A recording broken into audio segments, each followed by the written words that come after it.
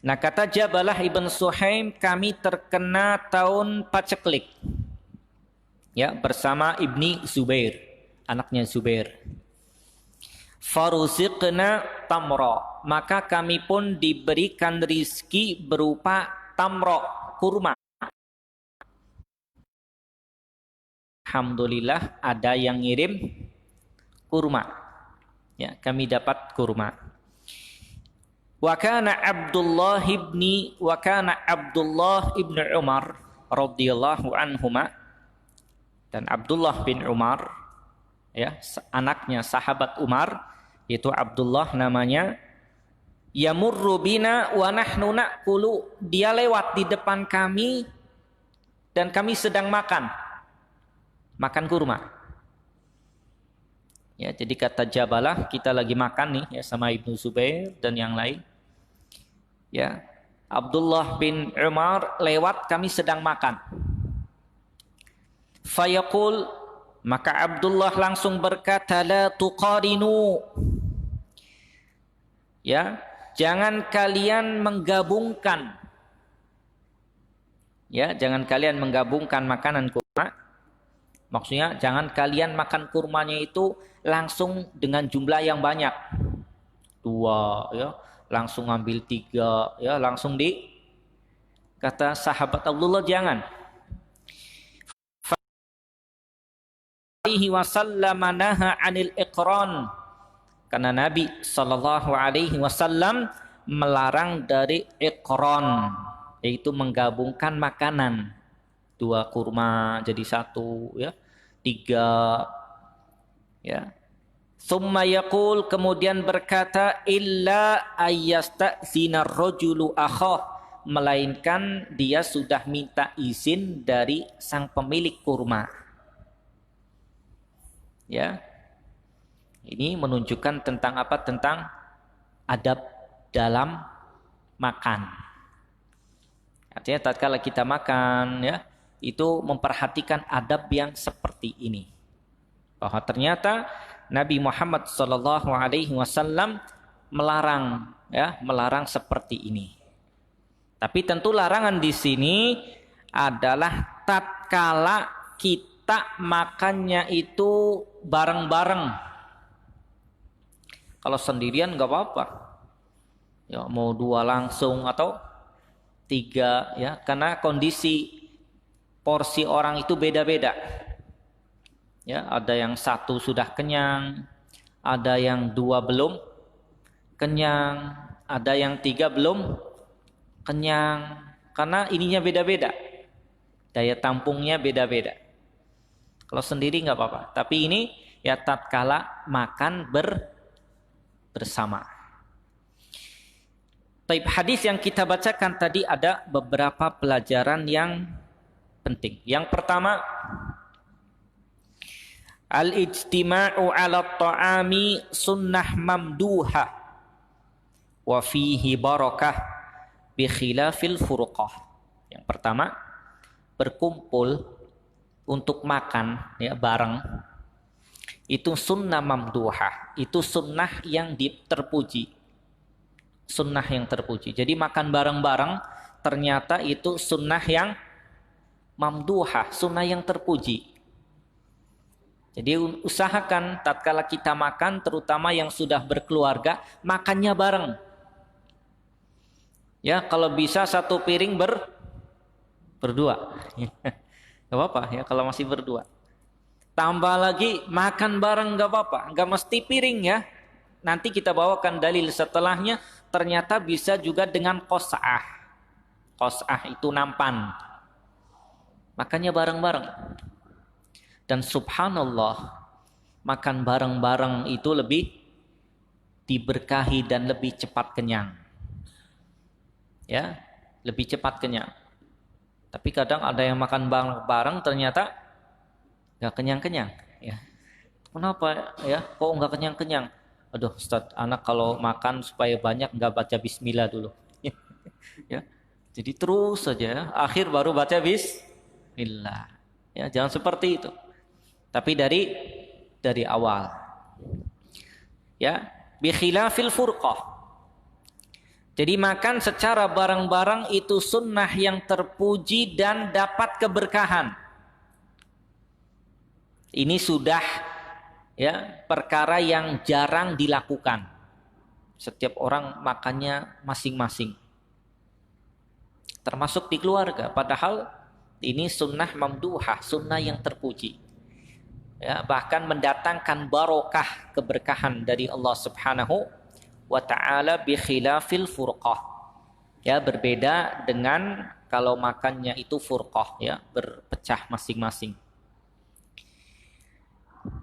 Kemudian pelajaran yang selanjutnya dari hadis tadi adalah dilarangnya menzalimi orang lain, ya, dalam hal makanan, minuman, dan semua, ya, aktivitas kehidupan. Ya, kita menganiaya orang nggak boleh dalam hal makan, ya, dalam hal minum, itu nggak boleh. Bahkan ya Nabi kita Muhammad sallallahu alaihi wasallam dalam hal makan dan minum itu selalu mendahulukan yang lain. Kita lihat ya kisah tentang sahabat Abu Hurairah radhiyallahu an. Ya, tatkala dalam keadaan lapar, ya, enggak makan sampai berhari-hari, kemudian dipanggil oleh Nabi sallallahu alaihi wasallam. Kemudian kata Nabi, panggil teman-temanmu juga ahlu suffah yang memang tinggal di masjid, kemudian dikasih susu oleh Nabi. Semuanya dapat sampai yang terakhir adalah Nabi dan Abu Hurairah. Ya, kata Nabi, isyrab, minum. Isyrab, minum. Isyrab, minum sampai 3 kali. Ya, sampai betul-betul kenyang. Kemudian terakhir Nabi Muhammad sallallahu alaihi wasallam meminumnya. Mendahulukan. Ya. Dan ingat, ya, perkara menzalimi orang lain, ya, itu perkara yang akan, ya, ada pertanggungjawabannya nanti. Kemudian pelajaran yang ketiga dari hadis tadi adalah dilarangnya al-qiran fit ta'am. Dilarangnya menggabungkan, ya, makanan, ya, dari makanan yang ada tanpa seizin pemiliknya untuk dimakan. Jadi kalau antum lagi dipanggil makan, ya, makan bareng dengan teman-teman yang lain, kemudian disuguhkan kurma, ya, antum ngambilnya berapa? 3 apa 5? Ya, 3, ya, kadang 5, kadang 7, ada yang bawa plastik, ya.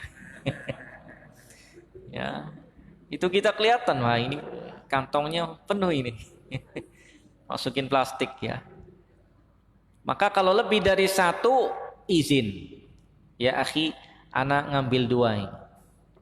Ya, anak ngambil 3, nggak apa-apa, izin. Bawa plastik pun ngomong, ya akhi ini plastiknya besar. Nggak apa-apa, izin, ya, supaya yang lain juga dapat. Ini indahnya Islam seperti itu. Jangan sampai, ya, kemudian ada 10 orang, ada 20 diambil 2-2 atau 3, habis nanti yang lain tidak kebagian. Dan ini berlaku tatkala lagi berjamaah makannya dengan yang lain. Kalau antum sendirian nggak apa-apa, ya, makan 3, 2, 3, 5, ya, kalau memang, ya, dalam keadaan lapar. Kemudian hadis yang selanjutnya, apa yang diucapkan dan dilakukan bagi orang yang makan tapi dia nggak kenyang-kenyang. Ya, pernah nggak kita ngerasa makan kok nggak kenyang-kenyang? Pernah? Hah? Apa sering? Ya, makan kok nggak kenyang-kenyang, nambah lagi, sampai terus, ya, nambah lagi, nggak kenyang-kenyang. Dan ini terjadi pada para sahabat radhiyallahu anhum. Ya, dari hadis yang diriwayatkan Abu Dawud dari jalan Wahsy ibn Harb radhiyallahu anna ashab Rasulillah sallallahu alaihi wasallam qalu, bahwa sahabat-sahabat Rasulullah sallallahu alaihi wasallam mereka berkata. Lihat, ini jalur sahabat yang bernama Wahsy bin Harb. Harb itu apa artinya? Perang. Ya. Menamakan anak itu nggak boleh dengan nama-nama yang nggak baik, ya. Seperti Harb umpamanya, karena senang kalimat Harb, ya, bahasa Arab kelihatannya keren. Ya, saya namakan anaknya anak Harb. Nanti anaknya suka perang nantinya. Ya. Ada lagi yang menamakan anaknya dengan nama An-Nar. Artinya apa? Api neraka. Jangan, ya. Nama yang tidak baik, dan ini mesti dirubah, dan ini pun pernah, ya, disinggung, ya, oleh para sahabat radhiyallahu anhum tentang nama yang tidak baik. Kata Wahsy ibn Harb radhiyallahu an bahwa para sahabat Rasulullah sallallahu alaihi wasallam mereka berkata, ya Rasulullah, mereka berkata, inna na'kulu wa la nashba'. Ya Rasulullah, kita nih makan tapi enggak kenyang-kenyang. Makan enggak kenyang-kenyang. Maka Rasulullah sallallahu alaihi wasallam kemudian berkata, fala'allakum taftariqun. Kayaknya kalian ini makannya berpencar sendiri-sendiri. Ya, kata Rasulullah, kayaknya ini kalian seperti ini makannya sendiri-sendiri, berpencar. Qalu na'am. Para sahabat mengatakan, ya Rasulullah. Maka Rasulullah kemudian mengatakan, fajtami'u ala ta'amikum. Berkumpullah atas makanan-makanan kalian. Artinya berkumpul dalam hal makan. Bareng makannya. Ya, kalau 2 orang 1 piring, karena 1 makanan itu untuk 2 orang. Berarti kalau 2 makanan untuk berapa orang? 4. Makanan 5 orang untuk 10. Ya. Kata Rasulullah, fajtami'u ala ta'amikum. Bareng-barenglah makan. Ya, berkumpullah atas makanan kalian. Wazkuru ismallah, dan sebutlah nama Allah Ta'ala. Bismillah. Ya, dengan mengucapkan Bismillah. Yubarak lakum fi, maka kalian akan diberkahi dalam makanan itu. Ya, lihat. Ini menunjukkan bahwa berkumpul bareng-bareng dalam makanan, kemudian menyebut nama Allah, ya, berkumpul, maka ini akan mendatangkan keberkahan dari Allah Subhanahu wa taala. Tapi hadis yang kita bacakan ini ada beberapa pelajaran yang penting untuk dicatat. Yang pertama, al-furqah tuslibul barakah. Al-furqah, berpecah, ya. Itu akan menghilangkan keberkahan. Ya, jadi yang namanya furqah, berpecah, ya, menyendiri dalam hal apapun itu akan menjauhkan keberkahan. Walijtima' yurithu syab' wal barakah, dan berkumpul bareng-bareng dalam hal makanan itu menyebabkan kenyang dan barokah.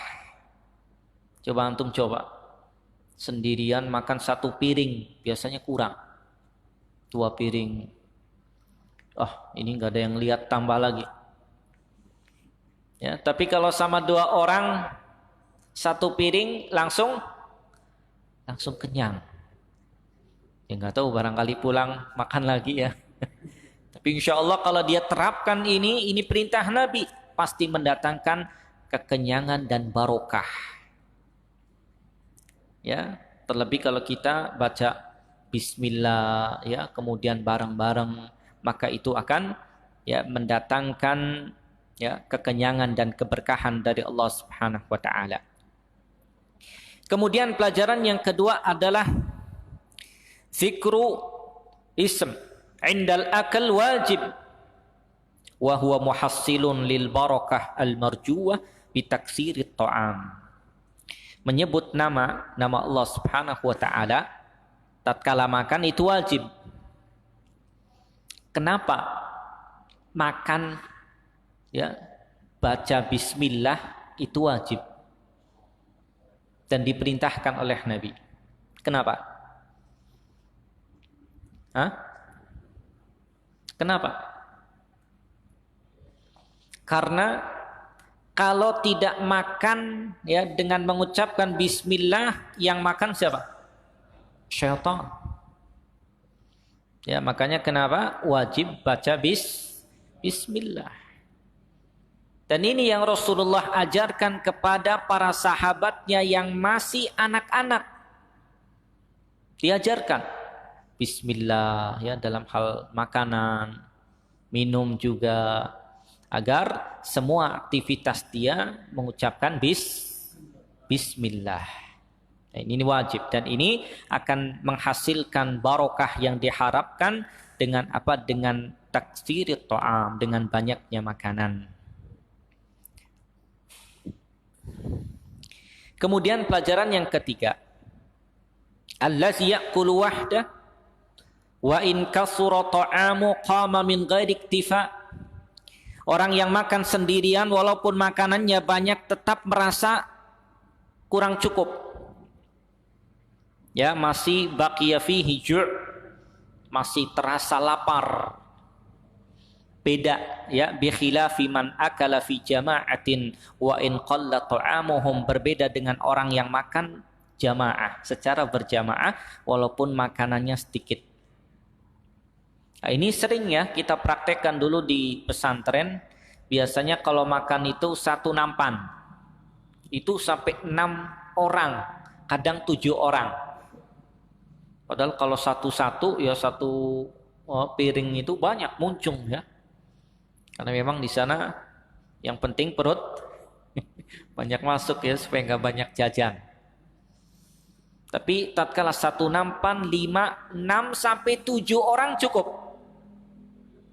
Cukup ya. Ini menunjukkan apa? Bahwa makan fi jama'atin, secara berjamaah walaupun sedikit, maka sangat cukup dan sudah merasa kenyang. Karena ini adalah keberkahan yang Allah Subhanahu wa taala berikan. Kemudian pelajaran yang keempat, yajibu 'alal ummatil muslimah an takuna mujtami'ah fi kulli syai'. Wajib atas umat Islam ya untuk berkumpul ya dalam segala sesuatu. Ya, fi akliha tatkala makan, wa syurbiha ya tatkala minum, wa qitaliha li'aduwiha, dan tatkala memerangi musuh. Ya, untuk apa? Persatuan akidah dan syariatnya. Karena memang ya persatuan berkumpul itu aqrab ilal barokah, lebih dekat kepada keberkahan, dengan catatan berkumpulnya itu sesuai dengan petunjuk Nabi Muhammad sallallahu alaihi wasallam. Bukan asal kumpul. Ya, tapi sesuai dengan petunjuk Nabi kita Muhammad sallallahu alaihi wasallam. Kemudian pelajaran yang kelima, asyaitanu qadirun 'alal fard.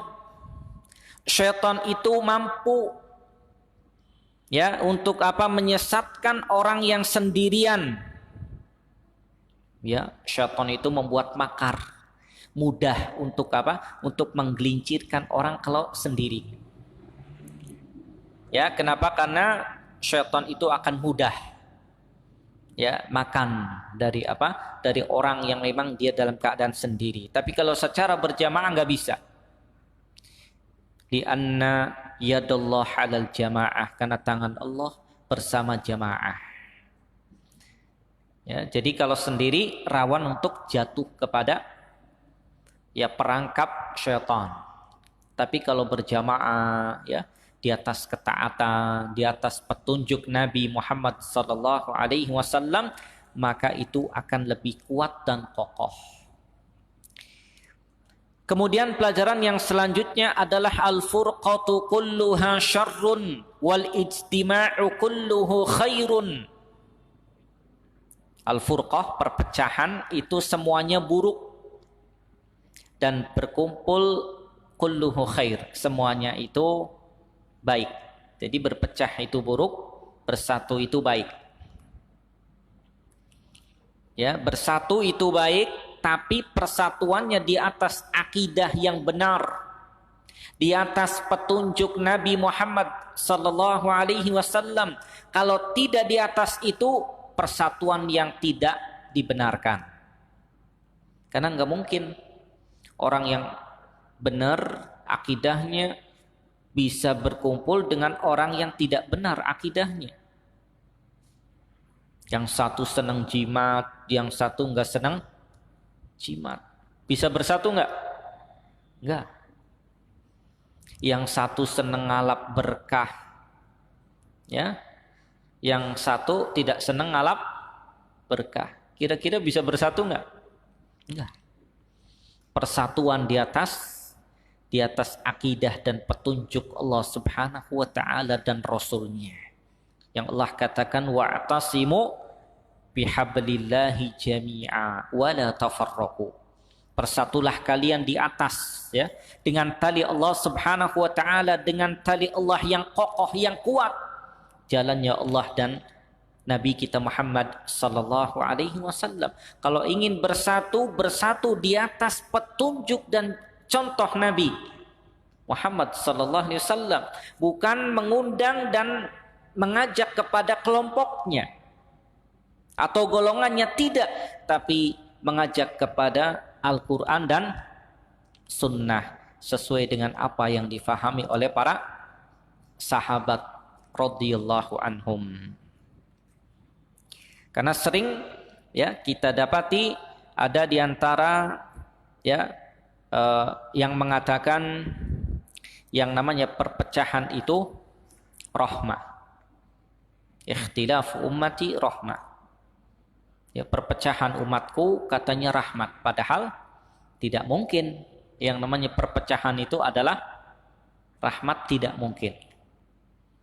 Ya, mereka menyandarkan kepada hadis, padahal itu tidak ada asal usul riwayat hadisnya.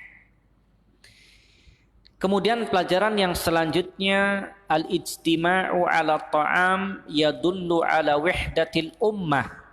Berkumpulnya, ya, 'ala ta'am, atas makanan, itu menunjukkan tentang persatuan umat. Dan perpecahannya menyendiri dalam hal makanan, dalam bejana, itu menunjukkan tentang tidak adanya persatuan di antara mereka. Jadi kelihatan, ya, dalam hal makanan aja itu kelihatan. Karena di antara, ya, contoh Nabi dan para sahabatnya itu tatkala mereka makan bareng-bareng, sehingga lebih dekat kepada cepat kenyang dan mendatangkan keberkahan. Dan ini menunjukkan tentang persatuan dalam hal makanan. Bahkan kalau kita tarik dalam hal ibadah, tidak hanya makanan, umpamanya salat, ya, tatkala imam memerintahkan untuk merapatkan shaf, itu kelihatan nanti mana yang shafnya kelihatan jauh, ya, kalau memang dalam kondisi tidak pandemi, ya, yang kita maksudkan.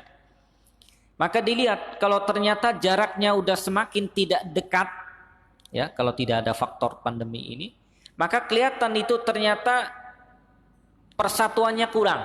Tapi lihat kalau sholatnya dia rapat, ya, dengan kondisi tidak seperti ini, umpamanya rapat, kemudian saling menutup, maka tidak ada celah syaitan untuk, ya, menjadikan mereka itu berpecah. Ini dalam hal ibadah sholat, juga real, ya, dalam hal adab makanan. Jadi lihat di keluarga umpamanya antum sering makan bareng nggak? Sering bareng apa sering sendiri-sendiri? Jujur. Kadang sendiri-sendiri. Tapi lihat kalau makannya bareng, ya, maka nanti akan ada yang namanya persatuan, kekuatan. Ini dalam keluarga. Kalau keluarganya aja udah nggak satu persepsi, ya, nanti apalagi yang di luar. Maka ini diawali dari hal yang mungkin terbilang mubah, ya, yaitu tentang makan. Kemudian hadis yang selanjutnya pada bab yang ke-107, yaitu bab tentang perintah untuk makan dari pinggir, ya, lauk atau qas'ah atau nampan, dan larangan dari makan langsung ngambil dari tengah, ya, lauknya. Ada beberapa hadis. Yang pertama adalah sabda Nabi Muhammad sallallahu alaihi wasallam dalam hadis yang dulu pernah kita bahas, waqul mimma yalik, dan makanlah dari apa yang ada di dekatmu. Ya, dan ini hadis yang Nabi katakan kepada sahabat yang masih kecil. Makan dari lauk yang paling dekat. Umpamanya di yang paling dekat ini oncom, tahu, ya, sama apa lagi? Pete, ya, 3. Kemudian yang di tengah daging, ayam, ya. Nah, pilih yang mana? Ya. Ya, walaupun itu pilihan, tapi tetap yang lebih utama adalah sesuai dengan apa yang Nabi perintahkan. Atau antum bilang sama orang yang meletakkan lauknya, Mas coba taruh sini. Ya, sehingga kebetulan yang dekatnya adalah lauk yang menjadi kesukaan kita. Nabi kita Muhammad sallallahu alaihi wasallam dalam hadis yang diriwayatkan Abu Dawud dan Tirmizi, dan beliau mengatakan hadisun hasanun sahih, dari Ibnu Abbas radhiyallahu anhuma, dari Nabi sallallahu alaihi wasallam bersabda, al-barakatu tanzilu wastat ta'am. Al-barakatu tanzilu wastat ta'am. Keberkahan itu turun pada wastat ta'am. Di tengah makanan. Keberkahan itu. Fakulu min hafatayhi. Maka kata Nabi, makanlah dari pinggir-pinggirnya dulu, dari pinggirannya dulu. Wala ta'kulu min wastih, dan janganlah kalian makan langsung dari ngambil tengah. Ya, ngambil dari tengah, karena ini, ya, dilarang oleh Nabi kita Muhammad sallallahu alaihi wasallam. Tapi hadis yang kita bacakan tadi ada beberapa pelajaran. Yang pertama, Allah Subhanahu wa taala, ya, memuliakan bagi orang yang, ya, tatkala makan itu, ya, dia ingin mendapatkan turunnya keberkahan makanan. Ya, tentu di sini bagi yang selama dia menyebut nama Allah Subhanahu wa taala, maka Allah Subhanahu wa taala itu akan memberikan keberkahan. Kemudian yang kedua, keberkahan itu, ya, akan ada tatkala dia ingat dan menyebut nama Allah Subhanahu wa taala. Jadi nanti makanan tidak berkah kecuali disebut nama Allah Subhanahu wa taala. Kemudian yang ketiga, makan, ya, min wastit ta'am, yang dia ambil lauknya dari tengah makanan itu makruh, dibenci. Ya, jadi larangannya dibenci, ya, boleh, cuman makruh, dibenci. Tapi sebaik-baik petunjuk adalah tetap mengikuti petunjuk Nabi Muhammad sallallahu alaihi wasallam. Kemudian yang terakhir adalah adab dalam makanan itu, ya, dimulai dari pinggir makanan, ya, pinggir lauk dulu yang kita ambil, ya, lauknya, ya, habiskan lauk pinggir baru masuk ke tengah. Oh, ini nanti habis semua lauk. Ya, tapi sunnahnya, adabnya adalah dari yang pinggir dulu, ya, yang dekat-dekat dimakan, kemudian, ya, ke tengah dan seterusnya. Tapi mungkin itu yang bisa kita sampaikan, dan insya Allah di pertemuan yang akan datang kita masuk pada hadis yang selanjutnya pada bab ini. Wassallallahu ala nabiyyina Muhammadin walhamdulillahi rabbil alamin. Tafadhal, barangkali ada yang belum jelas dan mau tidak. Nah.